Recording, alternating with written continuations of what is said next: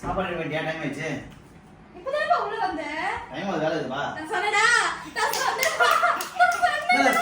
வந்தவனே சாப்பாடு சாப்பாடு சாப்பாடு எப்படிங்க ஒரு நாள் மீன் குழம்பு தக தக தகங்குது. தலையும் வாலும் போட்டு குழம்பு வச்சாலே அந்த மீன் குழம்பு டேஸ்ட் வந்துருங்க. உள்ள மாங்காவும் போட்டுருக்கல. ஆமா. மீனுக்கு மசாலா போட்டு ஃப்ரீசர்ல வச்சிட்டேன். என்னம்மா வெயில் ரொம்ப அடிக்குது, மீன் வேர்க்க போகுது நெஸ்டியா? அதெல்லாம் இல்ல. மீன் மசாலா வந்து சீக்கிரம் ஊறணும் அப்படின்னா இப்ப கொஞ்சம் முன்னாடியே பிசைஞ்சு வச்சுட்டா ஊறிடும்.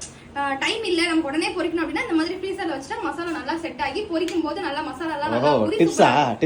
ஒரு சின்ன டிப்ஸ்.